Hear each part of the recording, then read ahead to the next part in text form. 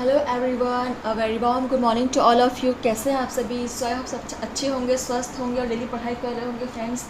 तो फ्रेंड्स, आज हम यहाँ पे आपसे एक बहुत इंपॉर्टेंट डिस्कशन करने वाले हैं, क्योंकि आज से हम यहाँ पे देखिएगा जो शिक्षक भर्ती होने वाली है 2024 में छत्तीसगढ़ में, उसकी प्रिपरेशन करने वाले हैं। ठीक है, तो हम आज से स्टार्ट कर रहे हैं इसके सेशंस, और आपको अलग अलग विषय पर यहाँ पर आपको डेली आंसर सेशंस मिलते रहेंगे। आप प्रैक्टिस कीजिएगा फ्रेंड्स। ठीक है, तो आज का हमारा पहला सब्जेक्ट जो है, आप देखिए बाल विकास शिक्षण शास्त्र का हमारा सब्जेक्ट है। और पहला क्वेश्चन हमारा है, अधिगम की प्राकृतिक दशा के सिद्धांत का प्रतिपादन किया गया। तो किसने किया? देखिए ऑप्शंस हैं कर्ट लेविन, आसुबेल, स्किनर और जीन पियाजे। बताइए।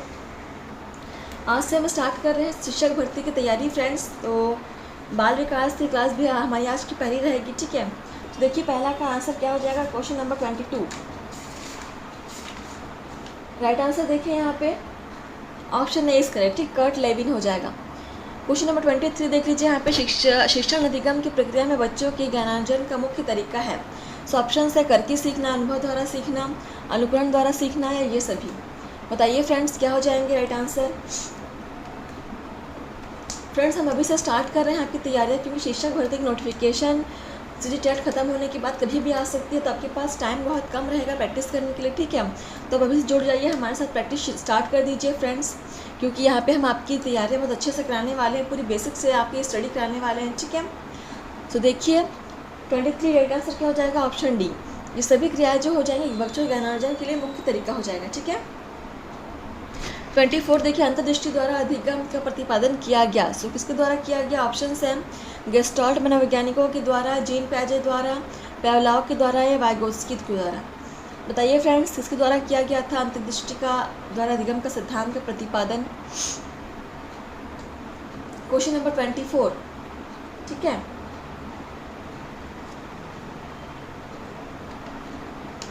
Right answer is option A, Gestalt मनोवैज्ञानिकों के द्वारा। ठीक है, 25 देख लीजिए यहाँ पे, भूल और प्रयास द्वारा अधिगम सिद्धांत का प्रतिपादन निम्न में से किसने किया था?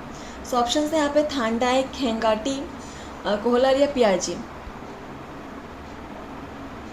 फ्रेंड्स, हम आपके लिए यहाँ पर अलग अलग सब्जेक्ट्स पर सेशंस लेकर आएंगे, जैसे कि हम सीधी टेट के लिए कर रहे थे। ठीक है, जहाँ पे भी आपको अलग अलग सब्जेक्ट्स पर डेली सेशंस मिलते रहेंगे, तो आप डेली ज्वाइन कीजिए, क्लास को अटेंड कीजिए। ठीक है, एक भी क्लास मिस मत कीजिएगा। और आज का हमारा पहला क्लास है फ्रेंड्स, हमें कमेंट करके बताइए कि आप क्लास कैसा लगा। सो 25 राइट आंसर क्या हो जाएगा? Option A.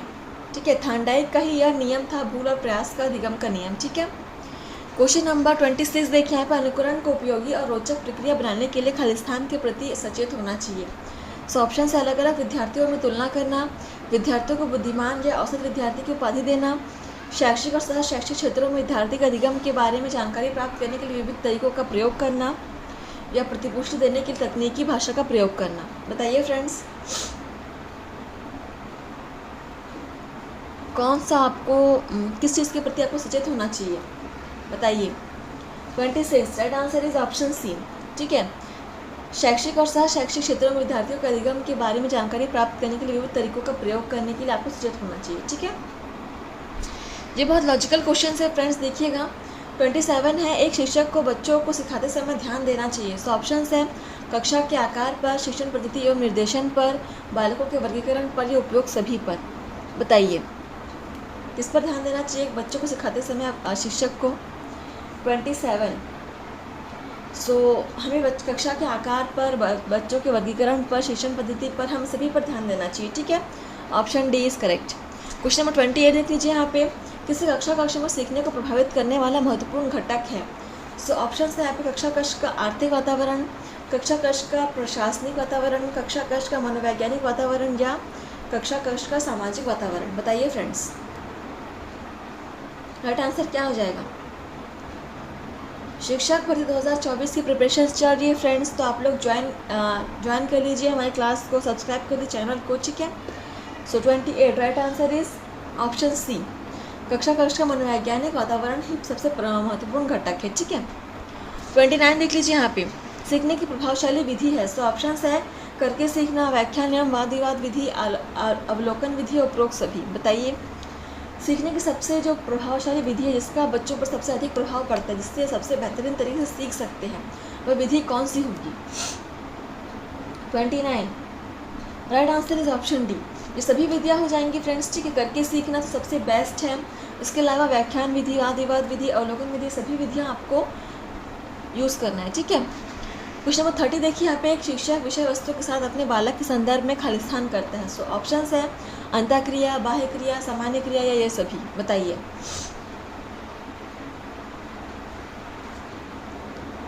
सो एक शिक्षक जो है विषय वस्तु के साथ अपने बालक के संदर्भ में क्या करेगा, अंतःक्रिया करेगा ना, ऑप्शन ए इज करेक्ट। अंतःक्रिया से ही उसके संबंध अच्छे होंगे और वो चीज़ों को अच्छे से सीखेगा, ठीक है। 31 देख लीजिए, अनुकरण द्वारा अधिगम का नियम किसके द्वारा प्रतिपादित किया गया।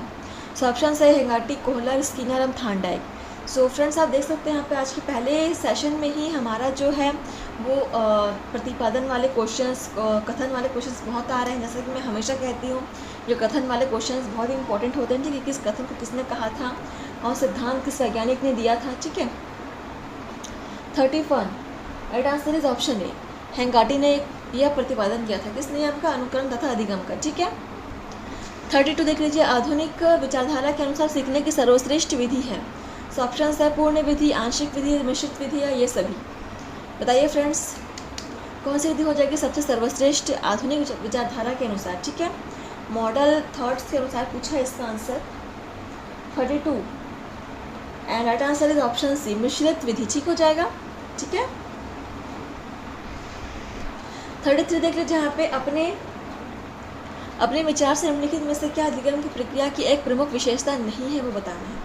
तो देखिए यहाँ पे आपको निगेटिव स्टेटमेंट पूछा है, ध्यान दीजिएगा इन बातों पर, ठीक है। सो ऑप्शन है शैक्षिक संस्थान ही एकमात्र स्थान है जहाँ अधिगम प्राप्त होता है, सीखना एक व्यापक क्रिया है, सीखना लक्ष्योन्मुखी होता है, अनधिगम भी सीखने की प्रक्रिया है, बताइए फ्रेंड्स कौन सा स्टेटमेंट जो है वहाँ पे निगेटिव है। सो मुझे तो आंसर दिख रहा है फ्रेंड्स, बहुत ही ईजी क्वेश्चन है, लॉजिक क्वेश्चन थोड़ा सा आप समझने की कोशिश करेंगे तो आपका आंसर मिल जाएगा। देखिए शैक्षिक संस्थान ही एकमात्र साधन है सीखने का जहाँ अधिगम प्राप्त होता है, ऐसा कुछ नहीं है, ठीक है। अधिगम हमें हर जगह से प्राप्त होता है, हमारे घर से, हमारे वातावरण से, हमारे समाज से, ठीक है, हर चीज़ से हम सीखते हैं। तो ये ऑप्शन ए हो जाएगा वो गलत हो जाएगा, ठीक है। यही आपका नेगेटिव स्टेटमेंट है। क्वेश्चन नंबर 34 देख लीजिए, यहाँ पे शिक्षण के क्रियात्मक उद्देश्यों को पूरा करने के लिए पाठ्यक्रम में किस पर जोर देना चाहिए। सो ऑप्शन है सिद्धांत व अवधारणा पर, क्रिया व प्रयोग पर, विद्यालय प्रबंधन पर या इनमें से कोई नहीं, बताइए फ्रेंड्स शिक्षक शिक्षण के क्रियात्मक उद्देश्यों को पूरा करने के लिए आप किस पर जोर देंगे। 34 right answer is option B, क्रिया एवं प्रयोग पर जोर देंगे, ठीक है। आगे देखिए क्वेश्चन नंबर 35 देख लीजिए, पाठ्यक्रम निर्माण में सर्वाधिक महत्व किसको दिया जाना चाहिए। सो ऑप्शन है व्यक्ति की विभिन्नता, शिक्षण का कौशल, विद्यालय की व्यवस्था, बालक की आर्थिक व्यवस्था, बताइए किस पर आप पाठ्यक्रम निर्माण में सर्वाधिक महत्व किसको देंगे, ठीक है। आप हमें सेशन क्लास में कमेंट करके बताइए कि आपने पहले क्लास में कितना स्कोर किया है, ठीक है, कितना आप सॉल्व कर पाएंगे, ठीक है। इससे हमें एक बेसिक आइडिया हुआ कि हम आगे के सेशंस में आपके लिए किस प्रकार से क्वेश्चन सेलेक्ट करके लेकर आए, ठीक है। सो 35 राइट आंसर इज ऑप्शन ए, व्यक्तिगत विभिन्नता ही सबसे महत्वपूर्ण है पाठ्यक्रम के निर्माण में, ठीक है। आगे देखिए क्वेश्चन नंबर 36 क्या कहता है, करके सीखना किस अवस्था के लिए उपयुक्त है। सो ऑप्शन है यहाँ पे शैशवावस्था, बाल्यावस्था, किशोरावस्था या इन सभी के लिए। करके सीखना बहुत ही इंपॉर्टेंट मेथड है अधिगम का, तो किस अवस्था में आपका सबसे इम्पोर्टेंट रोल प्ले करेगा, बताइए। तो फ्रेंड्स देखिए ये करके सीखना जो प्रोसेस है ये सभी अवस्थाओं में अप्लाई कर सकते हैं, ठीक है। ऑप्शन डी इज करेक्ट, इन सभी के लिए हो जाएगा। क्वेश्चन नंबर 37, बच्चे में सीखने की प्रक्रिया कहाँ से शुरू होती है। सो ऑप्शन है विद्यालय से, परिवार से, गांव से या शहर से, बताइए सीखने की प्रक्रिया कहाँ शुरू होती है फ्रेंड्स। तो बच्चों की सीखने की प्रक्रिया जो होती है फ्रेंड्स तो परिवार से ही शुरू हो जाती है, ठीक है। जब बच्चा जन्म लेता है तो अपने घर परिवार के वातावरण से ही वो सीखना शुरू कर देता है, ठीक है। ऑप्शन बी इज करेक्ट, परिवार से। क्वेश्चन नंबर 38 देखते हैं, निम्नलिखित में से सीखना किस प्रकार की गतिविधि है। सो ऑप्शन है व्यक्तिगत, सामाजिक, व्यावहारिक या ये सभी। तो जो सीखना है वो किस प्रकार की गतिविधि है, बताइए। 38 राइट आंसर क्या हो जाएगा, ऑप्शन बी, ठीक है, सामाजिक प्रक्रिया है सीखना। क्वेश्चन नंबर 39 देखिए, एक विद्यार्थी के असामाजिक व्यवहार को सुधारने के लिए कौन सा कार्य नहीं करना चाहिए। तो ऑप्शन से फ्रेंड यहाँ पे दूसरे विद्यार्थियों से कहना कि वह उसके साथ ना रहे, विद्यार्थी समस्या पर विचार करना, उनको परामर्शदाता के पास भेजना, उसके परिवार के सदस्यों से बात करना। एक विद्यार्थी के असामाजिक व्यवहार पर सुधारने के लिए हमें कौन सा कार्य नहीं करना चाहिए। तो अगैन यहाँ पे नेगेटिव स्टेटमेंट पूछा है, देखिए क्या नहीं करना चाहिए बताना है आपको, ठीक है। कौन सा स्टेटमेंट यहाँ पे नेगेटिव है। फ्रेंड्स उसे दूसरे बच्चों के साथ उससे ना रहने के लिए करना, यही सबसे गलत बात होगी, यही हमारा राइट आंसर हो जाएगा, ठीक है। Option A is correct. Question number 40 देखिए, और आज का हमारा लास्ट क्वेश्चन है फ्रेंड्स। देखिए, शिक्षण अधिगम की प्रक्रिया में शिक्षक को सिखाने के सिद्धांत की जानकारी होना चाहिए। तो ऑप्शन है, इसका अनुशासन बनाए रखना में सहायता मिलती है, इससे पाठ्यक्रम को रोचक बनाने में सहायता मिलती है, इससे पाठ्यवस्तु को सरल तरीके से सीखने में समझाने में सहायता मिलती है, या इससे समय की बचत होती है। तो किस प्रक्रिया में शिक्षक को सिखाने के सिद्धांत की प्रक्रिया की जानकारी होनी चाहिए बताइए। तो इस प्रकार से हमारे सेशन का ये लास्ट क्वेश्चन हो जाएगा फ्रेंड्स, ठीक है। सेशन नंबर पहला का हमारा लास्ट क्वेश्चन है, देखिए। तो राइट आंसर क्या हो जाएगा क्वेश्चन नंबर 40 का, ऑप्शन सी, ठीक है। इससे पाठ्यवस्तु को सरल तरीके से सिखाने में समझाने में शिक्षक को सहायता मिलती है, ठीक है।